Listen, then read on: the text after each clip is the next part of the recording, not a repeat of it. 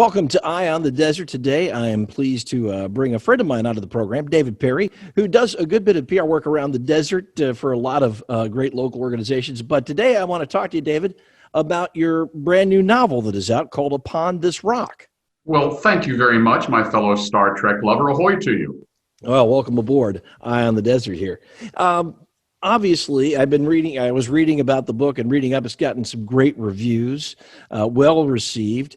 And of course, I knew you as a publicist. I didn't even know that you were a novelist. This is not your first book?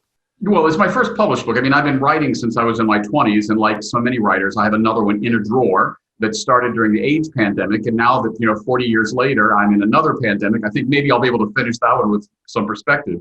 But this is my first published novel, Quill Driver Books. And yeah, I've been very, very gratified by the reviews. Armistead Maupin, the great author of Tales of the City, called it an elegant, twisty thriller. And Fenton Johnson, Guggenheim Fellow, called it the gay Da Vinci Code, but a lot better. So as a PR person, I always lead with those. As well you should. And it says that it's a page turner. It's like racing down the Italian autostrada, which I think is a terrific analogy.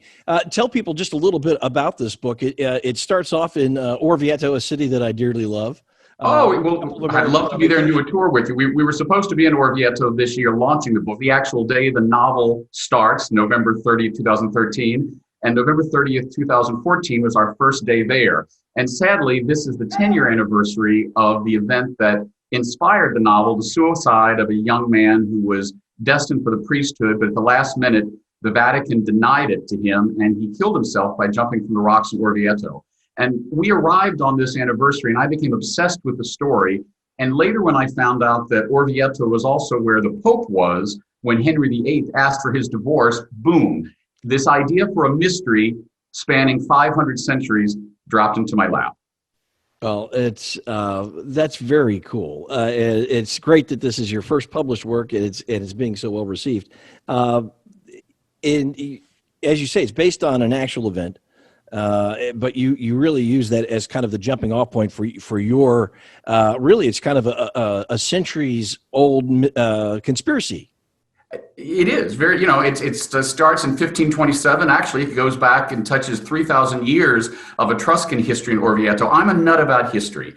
And literally, Orvieto, I think, has more history per square foot than most any place I've ever been. You know what a beautiful city it is. And after I finished the novel, several people who live in Orvieto said, well, am I so-and-so? Am I so-and-so? I said, it's a work of fiction. Having said that, I think certain people who know my husband Alfredo and me will see some similarity in the characters. But again, it is fiction and in memory of this young man whose true story inspired this work of mystery fiction. Well, congratulations to you. This book is available. It's called Upon This Rock, and it's available all the usual outlets, Amazon and so forth.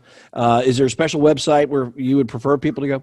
Well, thank you. You go to search my full name, David Eugene Perry, on Amazon, or go to my publisher. They would love that, QuillDriverBooks.com.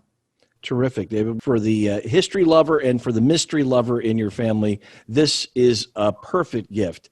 And I'm looking forward to digging into the book myself. So thanks very much for coming on Eye on the Desert, David. Great to see you. Thank you. Happy holidays to you. And to you.